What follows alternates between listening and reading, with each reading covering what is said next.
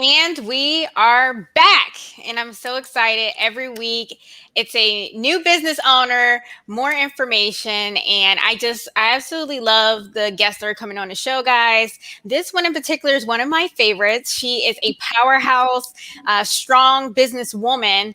And, we're leading into Women History Month. So I just want to kind of start early and start highlighting some business owners that I think that you need to know. Our guest today is all the way from Colorado. So shout out to Colorado today. She will give a little bit more of an introduction, but my kind words that I like to throw out, Coach Jen Bilger, she is like, I just feel like business is natural for you. And I'm excited for you to talk to the audience because business doesn't have to be difficult at all. It's kind of just listening to your intuition, knowing your why, which is what we're going to talk about today, and continuously driving forward. So without further ado, Coach Jen, if you would like to do an introduction, tell everyone about yourself. Oh, well, thank you so much. And thank you for those kind words. Am I echoing, by the way? No, you're good. You're good. So thank you so much for those kind words. I really appreciate it. And I so love working with people like you. So thank you. So I'm here in Colorado, and I was telling Deborah that it's a little chilly here today. So like it is the rest of the nation, but we're just not used to the chilly weather like this all the time. But I probably shouldn't say that live across the nation because we try to hide that.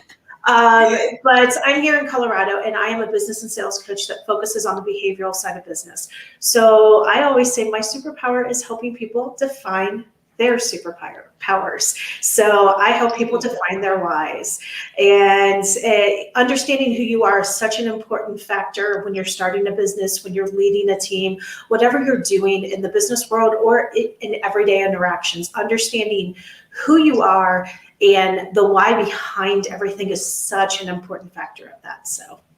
Yeah, I completely agree. Finding out your why. So before we get into it, I think that your business is super unique because you touch on the behavioral side. So can you kind of explain what that means? Yeah, so what I do is I focus on helping people understand methods, understand processes, and understand what works best for them, not the favorite method that everybody does. So I'm a sales coach, and people are like, what's your sales method? And I'm like, helping you figure out what works for you. That's my method. There is no one size fits all method out there. And, the ones that work really well and are very successful, the books are written about, they're bestsellers, and they work so well because they focus on the population, the biggest part of the population. I work with people who are outside of that. So the 25% of the people out there that don't fit into that method 100%. And a lot of times I have people who fit into that method saying, not everything works for me 100%. And then I say, let's figure it out. So I do work with assessments to figure out how to define that for you. But it's just about paying attention to your preferences, what you like. I do a talk called What Do Cupcakes Tell You About Your Sales Style? And it's all about preferences. It's all about understanding who you are. I think that's really cool because, everyone's business should be a direct reflection of themselves. So if you are unable to really determine like, hey, what is actually the brains behind the machine in my business? You're kind of just, like you said, you're just cookie cutting. You're just throwing another business out there. And what we talk about here is how to sustain a business, not just starting and getting clients. And then 3 years later, your business is just gone. With your method, I think it really helps business owners to determine the long-term trajectory for their business. So what got you on that track? What made you decide to work on the behavioral side? So I spent 20 years in the corporate world doing human resources work and growing in the corporate field and moving up the ladder, so to speak. And the one thing that was the same no matter where I was, what industry I was in, or what teams I was working with is people would come to me with an issue, so-and-so's not meeting standards, for instance. And I would look at the person who's the manager staring at me and I would say, well, have we figured out why? It was always why are they not doing it? Have we done this? Why is it why is it they're not doing this in this way? Right. What is the failure here? Or what is the what is the thing that has happened that, it makes it so they're not doing what everybody else is doing at the level that we have set. And so it was really funny because a lot of people would come to human resources, think we're going to do a documented write-up, we're going to do this, we're going to do that. And I would kind of look at people and say, well, if we talked to the person and figured out why this is happening, no, don't you want to do that? No, I don't think I need to. Go talk to them and figure out what it is. And let's not make this a formal process yet. Let's just go figure out what's happening behind it. And as I worked my way through the corporate world and in the 20 years of my career while I was there, the one thing that stayed true to me was defining the why, defining the how we make choices and decisions, defining what's happening behind the scenes, taking a peek behind that curtain, so to speak. So when I decided to launch a business, first of all, the funny thing is when I decided to launch my business, I was going to be an HR consultant, and I'm not an HR consultant. Interesting. So when you sit there and you think about it, it's just like I did 20 years. I have this expertise. I am a recognized expert in my field, and absolutely, decided about 6 months into launching my business that I'm not going to do this. This is not my thing. I left the corporate world for a reason, and I really want to focus over here in helping people figure out what works best for them, defining that why. And that's not an HR consultant, unfortunately. So a lot of HR people use it, but it's not an HR consultant in the everyday what an HR consultant really does for companies. So I am a certified behavioral consultant. I went through the process of getting that certification and really honed my skills and sharpened them a little bit. And somebody asked me a question one day, what makes you happy? What are you passionate about doing? What do you want to do to help others and support others? And I said, I want to help them figure out why they do the things they do and how to use that to their advantage in their businesses. And my business was born on that day, even though I launched my business 6 months before it. So nice. One of those things when people come to me, and I mentor a lot of people in the business world, and especially now since COVID has happened, I've done a little bit more mentoring. And the very first thing I tell them is, if you're doing this to make a profit in the first year, let's get that out of the way. Let's just not expect that to happen. It's a happy thing if it happens, but it's not something that's likely to happen. So let's just get that out of the way and get that on the table. And if you are using me to make sure that you get a profit this year, no. let's just not focus on that. Let's focus on making sure that you're doing the right things. You're hitting all the marks. You're setting goals. You are building your business. You are setting your platforms up and your foundations up that work for you and benefit you in the greatest advantage. And you may be one of those people that makes the profit this year. Yeah. I love your honesty and your transparency, because with behavioral, focus on the behavioral aspect of business is setting that mindset and giving realistic expectations.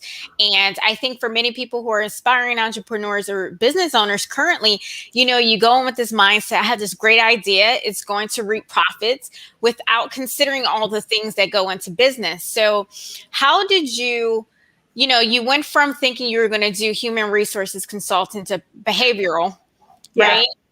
How was that feeling, like stepping outside of what you always knew? It was the scariest thing I had ever done, but it was the most relieving. It was like it was just so much relief of saying, no, this is what I was supposed to be doing. I left the corporate world because I needed to leave human resources. It's not because I didn't hate human resources. I loved human resources. I loved what I was doing in the corporate world. I just knew there was something more. There was something that I was passionate about, and it wasn't 100%. And so as I was going through the journey, I was actually lucky enough to, within my first 6 months, figure it out and have somebody who was mentoring me and coaching me, because all good coaches have a coach of their own. So I have an amazing coach myself. And the person said, just answer the question. Honestly, answer the question for me. What are you passionate about? What do you want to do? What is the most exciting thing that you do every single day that you get up and say, I cannot believe I have a business that does this? And when I was answering that question, it had nothing to do with human resources. It's even though what I do is related to it in some capacity, it is not what a traditional human resources consultant does or what I thought I would be doing.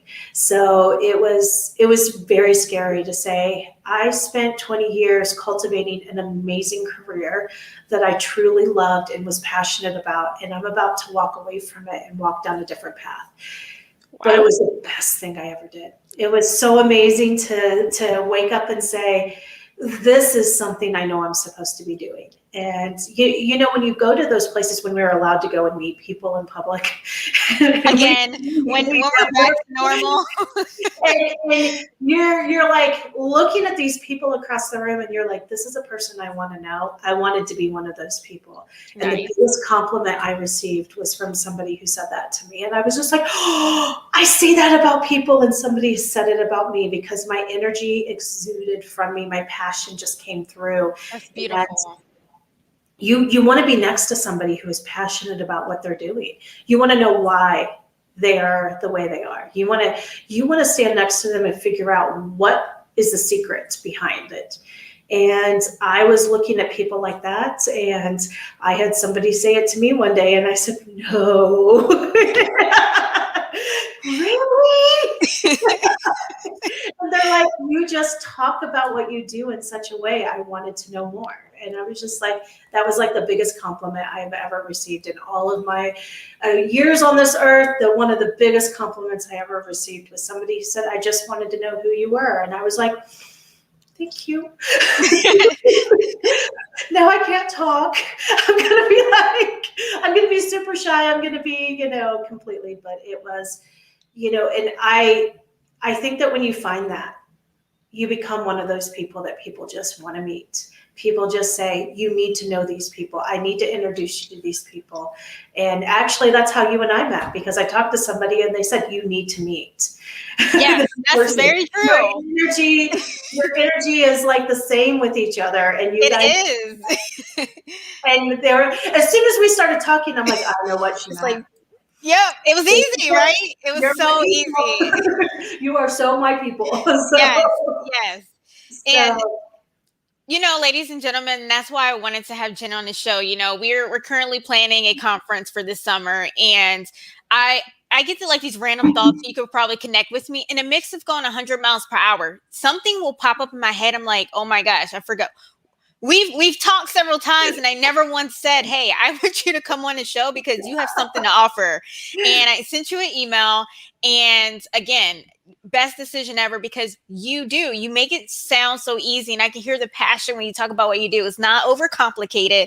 And, the fact that you help other people find their why, I think that's where a lot of people usually get stuck. So you are in an industry that is very much needed for business owners. And would you even recommend for people who are aspiring to be a business owner to, what's considered too early to get a coach or too late? What do you think is that timeline?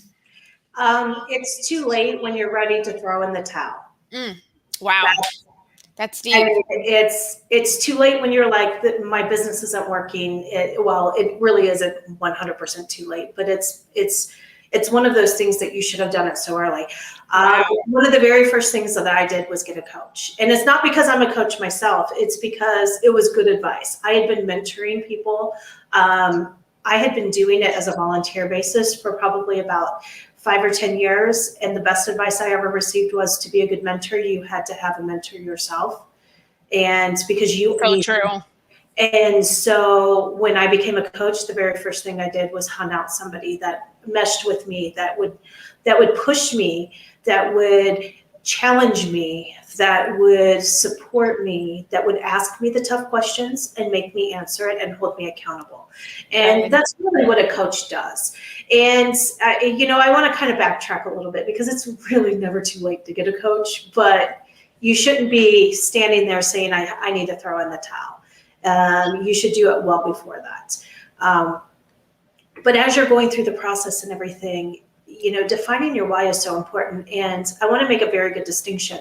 Not only is it good for people who are starting businesses, that are wanting to do that, or in a business, or a business owner or an entrepreneur themselves, I work with leaders, team leaders in the corporate world as well. I spend about 50% of my time in the corporate world, working with different teams and, working with leaders who lead teams and doing things like that, because the skills that you're learning and what I'm helping people to do translates to every part of your world. It translates personally, it translates for when you're leading a team, it translates to a business owner, it translates everywhere. So it's very important to find that person. If it's a mentor or a coach, I am not going to tell everybody they need to hire a coach 100%. That's what I do. It's always a good idea to hire a coach, but knock, knock, knock. but I also mentor as well. And one of the ways I give back to my community, especially through COVID, was through mentoring.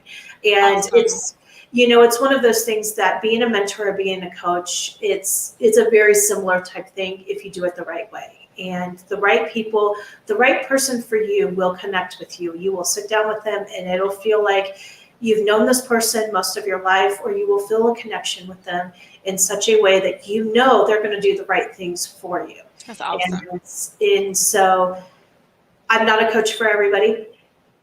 I actually have an elevator pitch that gets rid of most of the people who are not the people I'm going to work with. Love it. People are like, why would you do that? And I said, because I don't want to waste my time. No, I want to keep moving forward. Yeah, no time wasted here. We're just going to bottom line up front now. And I mean, when I say I focus on the behavioral side of business and somebody scrunches their nose at me, I know I'm nice, but I know I'm not their person. I will actually listen to them long enough to say, can they work with one of my colleagues? Is it going to be a good fit for somebody I know? Can I refer them to somebody else or connect them with another individual? And then I move on. And it's because I'm going to tell you right now, my coach, it took me a little bit of time to figure out the right person that I needed that would do what was necessary for me to grow as a human. Nice. And to do those things. I mean, how many times you're sitting there and you have the playbook, you have the method, and you have all of this stuff, and they're like, okay, we're going through this and we're doing the checklist and we're doing all this. And I'm like going, I'm not getting anywhere with this. This is not working for me to look at me and say, why isn't it working? That was the magic word. It was why. Why don't you think this is working for you? We're working on something about, we've been talking about goal setting, and I've told you before, I have like 6 methods that I work with my clients. The reason why I have 6 ready methods is because it took me 6 methods of trying to figure out what worked for me. And what combination is the best for me. And actually the method that works for me is an amalgamation of different methods and put together, like, this worked for this reason, but it doesn't work for this reason. So I'm element out of here. So it's a method that works for me. It's my magic method. And no, I don't share it with everybody because most people aren't going to deal with it the same way I do. But if I have that client who is going through and going, so my goal stuff isn't working this month again, and we talk about why, sometimes I will say, this is my method. Why don't you try it and see if it works for you? Why don't you try this way? Yeah. So this is, and figuring out why, but it's answering that question of why. That's so important. Now, I think that most people struggle in this area. Correct me if I'm wrong, because you work with a lot of clients in this area. When you start talking about finding your why with your business, when you're facing challenges, why do you think most people find it difficult to identify their why? They have to be vulnerable, which is why it's so important to have that person that you're comfortable being vulnerable with. When I have a company who may hire me to be a coach for people within their organization, the very first thing I tell them is, I need to sign a non-disclosure form with you. And they're like, why? And I said, for this to work right, they're going to have to be vulnerable, which means they're probably going to tell me something you don't want me to know or share with the rest of the world. But that's one of those things. Through that vulnerability, you open up so many different things. Exactly. and you need to be comfortable with the person you're working with. So it's building that solid foundation from the very start and that connection, which is a hallmark of what I really tell people is connections are everything. You have to build connections. When I talk about behavioral sales, I am talking about building relationships with people. That's it. Absolutely. Absolutely. And you know, so it was, with those clients that I work with in that capacity, it literally is one of those things where, you know, a lot of people want to go do group coaching or something of that nature. And there's nothing wrong with group coaching. It works for some people. But just one-on-one coaching is my forte because people open up to you in a different capacity. And I've always had that kind of knack. I did human resources for 20 years. It was my job to get people to tell me things that so I could figure out how to solve the problems for people. And Exactly. so when you're going through that process, you really have to trust the person that you're dealing with to do that. And the right person, you'll feel comfortable and you won't be embarrassed. I've had people who are just like, well, it's stupid. And I'm like, it's not really stupid. Nothing is ever stupid. It's not funny. It's not weird. It's not strange. It's the reason why you can't get past go. It's the reason why you won't take the step outside the comfort zone. So understanding and having people really focus on being vulnerable. I actually go through a process with them where I kind of send them questions that they need to answer. And it's kind of in this, where do you want to be in 10 years? So pretend like it's 10 years later type scenario. Okay. And the questions come around and they come around from a different aspect. It's not what you expect. The questions are, what am I most proud of? Oh, What I am, like that. what am I known for? So it's not the normal, where are you kind of question. It's in there. Don't worry, it's there. But the questions get really deep and asking this, you know, what are you most proud of accomplishing in the last 10 years? So you literally write down the very first thing you say is, I am this many years old. Because you're saying, I am going into the future and this is how what I'm going to be the day I'm writing this and this is what I'm writing. So it's kind of like going through this process of saying, hey, what did I do? What did I accomplish? What is it? And then you kind of reverse engineer it back and say, okay, now how do we get there? How do you get to that point? Right. Okay. How do we start? What's the starting point with this? If you want Nice. to be here in 10 years, and it's not just saying in 10 years, what do you want to do? Exactly. There's a really good question that people ask when they're interviewing. So the normal question that people ask, but it's not the really good question, is where do you want to be in 10 years? Where do you see yourself? Yeah. In 10 years. Mm-hmm. The good question to ask is, on the day of your retirement, what do you want your role to be? Love that. So when you ask a question that's that deep, first of all, people don't expect it to happen. And secondly, you're really thinking about, where do I want my career, when it's all said and done, where do I want my career to be? Where do you want it to be? And, you know, sometimes when you ask that question, someone will say, well, I want to be the CFO. And then the next question is, well, why do you think you want to be the CFO of a company? what it's like, you know, and you would, if you get the response of, I want to ask this to somebody, and God love them, they said, I want to be the CFO. They were coming in for a financial analyst position. So they said, I want to be the CFO when I end my career. And I said, why do you want to be the CFO? Well, that's the top role in the organization that has to do with finance. And I said, okay, you know what a CFO does? Like, right. Tell me why this is such an important thing for you. But it told me everything I needed to know about that individual. They had ambition to be the best at what they were doing, is what it told me. So when you break it down that way, so when you ask a question of, what have you accomplished? Somebody who focuses on the behavior and really understands people will say, well, why do you think you want to be in the top role? Or why do you think this is what you want to be? Why do you think this was the accomplishment that was most important to you? And when you're really trying to visualize what's going on around you, a lot of times when you ask specifically about business or career, people focus on business and career. But when you ask an open-ended question that says, what are your accomplishments? People tend to go to their personal life. Always, because that's what they use to define, you know, where they are in life and their status. And then, but to take that out of the business completely and say, well, this is what I want to do with my business. People get really lost in it sometimes. And they say, Wow. and it's one of those things that walking through this with somebody is helping them understand truly what's important to them and bringing that into their business and into their passion and making it so.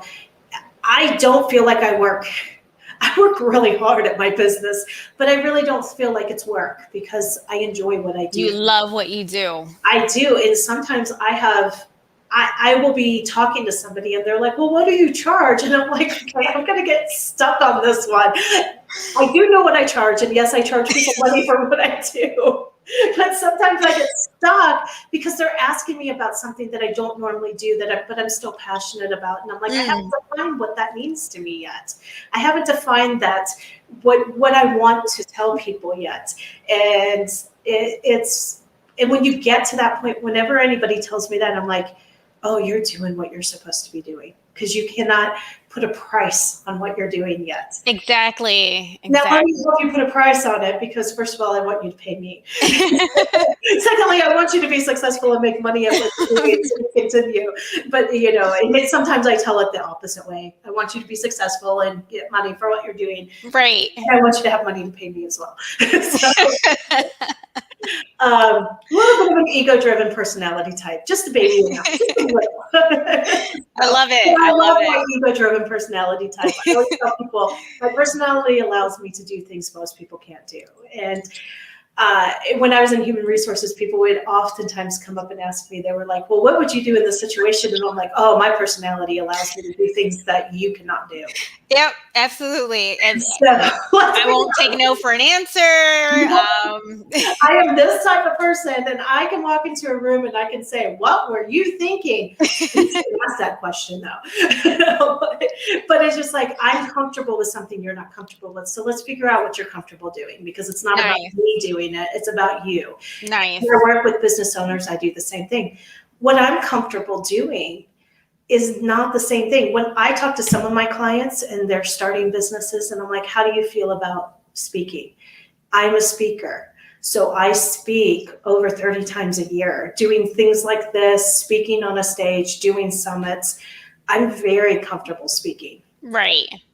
I will talk to a client and say something like that, and they're like, I could do that. And I'm like, tell me why you can't do it. Just talk to me about it. Tell me why first. Tell me why first. Talk about why that's there, because the secret to the matter is my biggest fear is public speaking. And it is an honest to goodness, bona fide. Wow. But I overcome it and I dealt with it, because once I get past the first 5 minutes, I light up and I'm on fire and I'm fun. That's interesting to know. I would have never been able to tell. I have a really good way of masking it. So it stems from a fear of rejection, and I have a way of overcoming it in the first 5 minutes each and every time I do it, because I know it's a passion of mine. And so, and when I tell people that, they're like, no way. And I'm like, no, I get butterflies. I don't sleep before I have big speaking engagements. When I'm going to be, I had one where I was in front of a crowd of hundreds of people, and I was being videoed, and I wasn't in control of my slides. So I was completely out of control of everything. Wow. And so they had the slides moving at their own time. Somebody else was controlling my slides. That's like the biggest distraction during a public speaking event possible. Yep. And in the middle of it, my slide didn't move when it was supposed to. And I literally looked up and said, can you please put the slide forward, while I was speaking? And, it's out there. It was filmed. You can see it. It's familiar speaking things. But it's literally one of those things. But even in the middle of that, you could see that I wavered just for a few seconds after that. And then I picked it right back up and went to what I was doing.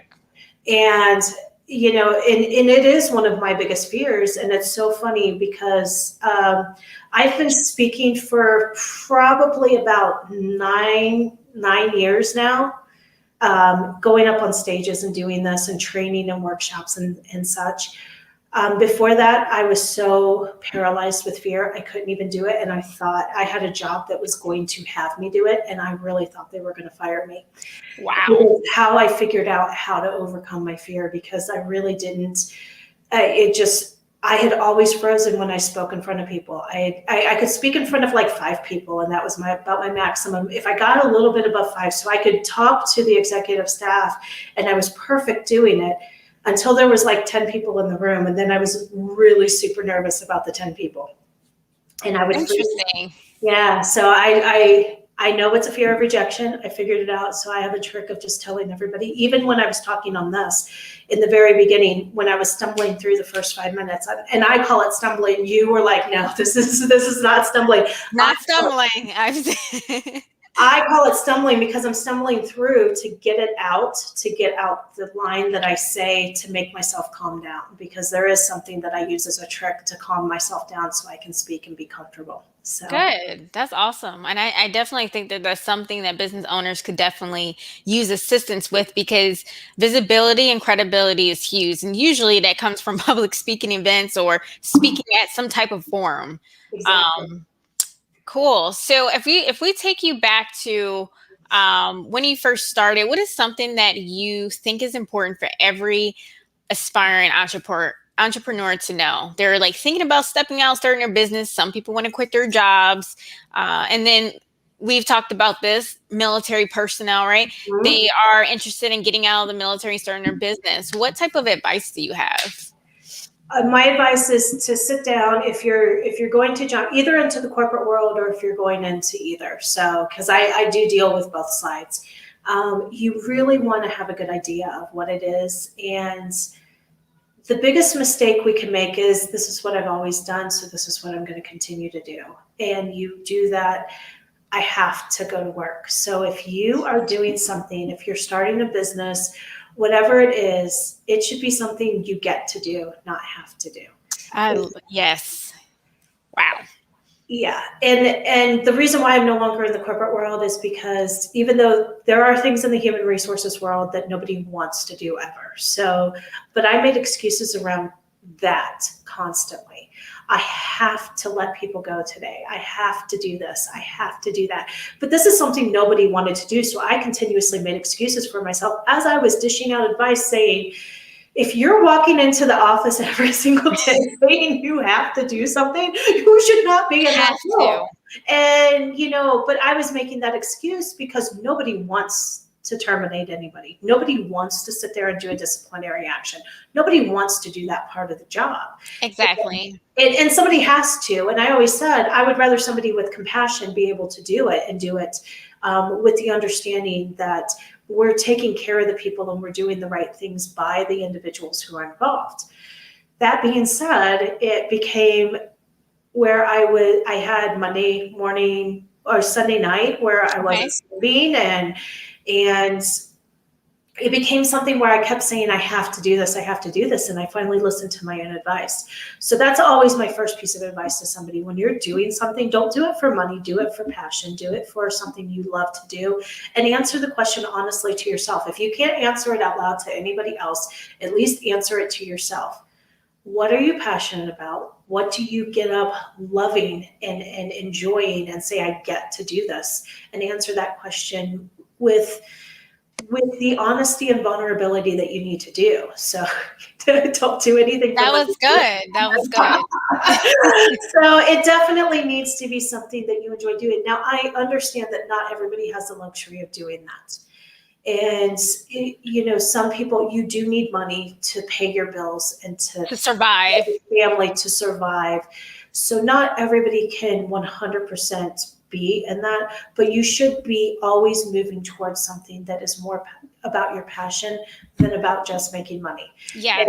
And like I said, when I talk to people who are starting businesses and they're like, I'm going to make $1 million this year. And I'm like, okay. All right. I want to know you because you're going to be a very, very popular person. Exactly. Everybody is going to want to know that secret behind making $1 million in your first year. After years and years and years of trial and error. And it's not that they can't be done, and I'm not saying it never happens. It's just unlikely to happen in most cases. And let's say $1 million in profit. Yeah. Let's be specific. Not just making $1 million, but $1 million in profit. My favorite thing is when somebody stands up and does those little commercials, or they're at summits and they're doing these talks and they're like, make 6 figures, this blah, blah, blah. And it's just like, but when you understand how much money they're spending to make the To money, make 6 figures, yes. they're spending 6 figures to make 6 figures. And you have to spend money to make money. That is absolutely a true statement. There is, yes. If you do not have at least a little bit of startup money to start getting things right, you should always have something that says who you are and what you're doing. And you should have the support that is needed. For instance, I can do my books. I will not do my books. So that's another very important thing. It was a very super important thing for me to understand, because when I was budgeting for the first year, I budgeted for a bookkeeper on a monthly basis, because I knew 100% that when I was involved in what I was doing and being passionate and loved what I was doing, I would not do my book. Right. And so I knew I had to pay somebody to do my books. That's probably the smartest decision ever, between taxes and having a bookkeeper, because I'll let you explain, please. Oh, absolutely. So a lot of people, when you don't have somebody doing that, and it's not that you have to hire somebody to do it, it's just that I knew for myself this was not the thing that I was going to do. But it's always nice to have somebody check over the work that's being there. I cut all my own invoices. I do not have somebody cutting invoices for me or anything of that nature. So I do some bookkeeping. So there is some stuff that I do, but I will tell you, when I have to cut invoices, I hate it. I do. But it's just one of those things that I know this is something I'm capable of doing. Yeah. And if I want to get paid, I've got to cut the invoice. So it's a force and function, and at that point. But it's like, so when I was budgeting for it, I'm like, I want somebody to do my books, and I want somebody that can run my taxes for me. So literally, I sign a piece of paper every year at the beginning of the year that says, yes, I want you to do my taxes. You've been doing my books all year, so you do my taxes as well. You do my taxes as well, because you have all of my records. You know everything that's there. Yeah. And the only thing that I do is cut my own invoices, and then I will apply money to my invoices, but they double check my work. In the instance of what happens is, it's very important to have somebody do that that's outside of who you are. Exactly. Because they actually caught that I had applied a check to 2 different invoices, because I had a client that ended services and then began another set of services with me. And in doing so, I had applied the check to invoice A and invoice B. And so when you have something like that, they're like, and literally I had received the check, and what had happened was, I knew I had received the check when I started doing the new services. So when I opened up the invoice for another check that I had received from them, I went ahead and applied the other check to it as well. I made an error. I wasn't thinking the day that I did it, but somebody caught that mistake. So it's always that's why you need a fresh set of eyes. But I also understand 100% what my strengths are and what they're not. And being in front of a spreadsheet, running my numbers and doing all that stuff is not one of my strengths. It's not one of those things that's going to make my business stronger. It is only going to frustrate me. And it was important for me to say, as I'm going through this process, I need money to do monthly for at least 1 year's worth of services with a bookkeeper. And so I defined all of that and went through that process and said, here are the things that I know I have to pay for. Here are the things I should in the future pay for, but I'm going to go ahead and do this as is right now. So you kind of go through that. And for instance, I do a lot of my social media posting. I know it's overwhelming to me. I still enjoy it, so I still do it. But I know I'm going to have to hire somebody. Outsource it soon. Yeah. And this year is the year that I'm going to actually probably end up doing that. I have somebody, you have certain people doing certain things for you. But you want to make sure that you understand the things that are your strengths the things that are eventually going to be outsourced, and you put that plan together. And yes, I am talking about a business plan. So, Yes, yes, yes. Oh my God. I Because am like it's doing so this in a important. very strange way because I'm making sure people understand it, but you have to have a plan. You do. And you know, but it's nothing wrong, right? There's so many business owners that start businesses without the business plan because depending on the situation, right? Hey, I needed to make money, or I had this great idea, or the idea came and it somehow worked out. But highly recommend you go back and do that business plan, because that is how you find gaps. And like you said, strengths, weaknesses, opportunities, Mhm. threats. You start looking at that SWOT. And then also long term, how are you going to scale over time? There is a very simple business plan in every Word. So Microsoft Word has a template for a business plan. The secret of it is when I have my clients going through the process, I actually send them that template as an idea of how they can start the process. Simple, right there. It's so simple. And one of the main things that people leave behind is not understanding who their competition is. And any good business Yes, owner will ask that specific question. And if you don't know how to answer that question, that's when you bring someone in like a coach who can say, here's how you look for who your competition is in this. exactly. Even with an idea that is something that you are creating, if you're inventing something or doing something, you still have competition in some capacity. If it's the old way of doing something and you're doing a new method, anything that's out there. So maybe you have an idea of a new product that you want to bring out. People are still going to want to use the old product, and you need to know what that means for you as competition. And a lot of people don't think in that manner. Yeah. And so you need somebody with a mind that's going to be able to say, hey, have you thought about this? Have you considered this? And it isn't always money that you have to spend on these things. For instance, one of the things that I always tell my clients is I'm not going to waste what you're spending on me helping you do this. I'm going to give you an idea of where you can go. Go to your local library and talk to the business librarian, and they are going to hook you up with the business databases at the library, and it's all free of charge. And even here Exactly. in the state of Colorado, you can get a library card, a virtual library card for the Denver Public Library System. You can get it anywhere in the state, and they have one of the best business databases around. And you can research if you're selling a product, you can go to hot maps and you can research these things. You can see where you want to focus your marketing, because that's the other part, one of the parts of a business plan. Where are you going to market it? What's that Exactly. marketing plan? How are you going to sell this product? What does it look like? How many products do you have to sell to make a profit on a monthly basis, on a weekly basis? Yes. If you want to hire somebody, how much are you going to have to make sure they are doing, as if they're going to be sales, if they're going to be marketing, how do they pay for their paycheck? How do you pay? Yeah. How do you pay them? Yeah. Especially if you're a startup business and you're. And it's a lot of times, and I said specifically, how do you have them pay for their own paycheck?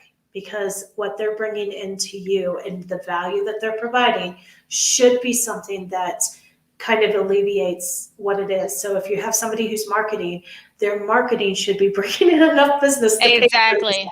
Exactly. Doing social media, you should be getting something back from that. Exactly. So whatever it is that they're doing, but a business plan is a very important thing. I will tell you, if I did not have a business coach, I would not have written a business plan when I started, even though I teach people how to do it.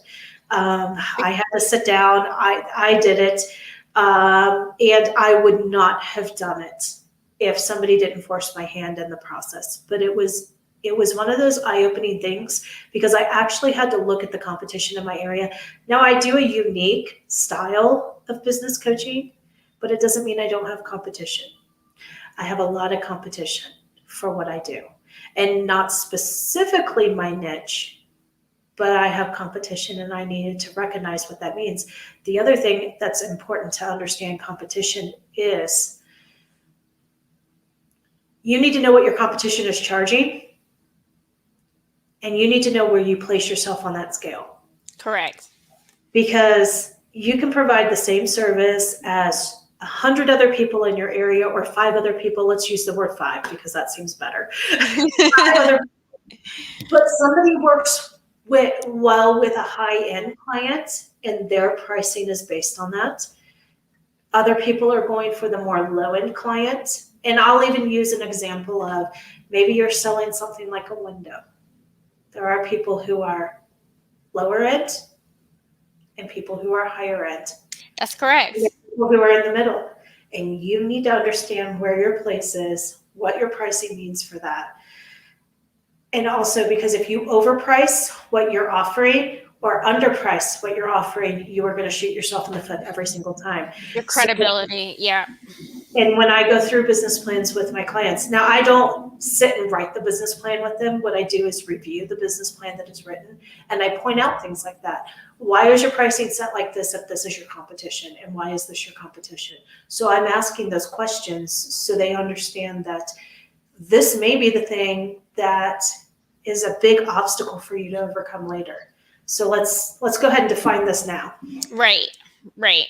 And I think that's brilliant, and definitely sounds like you're building relationships with your clients, and that's what many business owners need coming into a new world that they are not used to, Right. having to navigate around. So, I think what you're up to is amazing. I think how you're giving back to the business industry is so much needed. If anybody wants to connect with Coach Jen, please feel free. I will get her website and I'll put it at the top of this interview here, and you guys can connect with her. Feel free. As you can see, she's very approachable, and she has the brain. She's going to help you out. She's going to help you become clear on what you're doing. She'll make you ask yourself why. I will help you define the why. It's my superpower. Yes. I really like that. But before we cut out, is there anything else that maybe we didn't mention that you would like to say to the guests tonight? The only other thing is for those of you who are looking to start a business, it's something that's not going to go away. So I usually say a couple of things. If not now, when? And if it's always what if, and you're answering those questions constantly, it's always going to be what if, and it's never going to be when. And you need to put a date on it. You need to put a time on it. And then the second thing I always tell people is you need to step outside your comfort zone. The people who you look up to, the people who are the ones that you want to stand next to, the ones that you're looking at and saying, I wish I had their life, they've taken a step outside their comfort zone. That's the only way you get to do those absolutely amazing things and accomplishments that make everything come together for you. So you need to step outside your comfort zone, and you need to have the right people with you on that journey. And, you shouldn't be following somebody else's path to success. You should be creating your own path. And you need the right people with you. And sometimes people are going to walk with you for a few steps on that journey. And sometimes they're going to be with you miles and miles and miles. And you want the right people at all parts of your journey with you, because they're all going to contribute to helping you create that path. I think that is great advice. So the first point that Coach Jen made was, if not when. And the second point that she made was, step outside of your comfort zone. Those, I think those are gems. Absolutely. Especially the stepping outside of your comfort zone, because you have to, and it's scary. It's scary. Oh, I am so scared of so many things. I know it doesn't look like or sound like I'm scared of anything, and I am the person who's usually standing in the room where you're thinking she is fearless. I'm not. I'm scared of the same things you are. But you make fear look good. You make fear look good, and that's all what it's all about. I am so going to have that on my Instagram. Yes, you make fear look good. Yes, that's all that matters. I'm going to quote you on that. Yes. Can I quote you on my Insta page? Absolutely. I'm going to say best quote I've heard all week. You make fear look good. Yes, please. But thank you so much. I'm so glad that you took your time out. I know you're a busy woman. And I thank you so much for not holding back the information. Everything that you said today was just great. And I hope, if anybody's looking for a coach, if anybody needs assistance, please reach out to Coach Jen. She's amazing. Thank you so much. It's so great doing this. Thank you so much Oh, for having me here. thank you so much. All right, guys, you have a good night. I always end super awkward. That's just me. All right, guys, I'll see you again next Monday. Have a good night.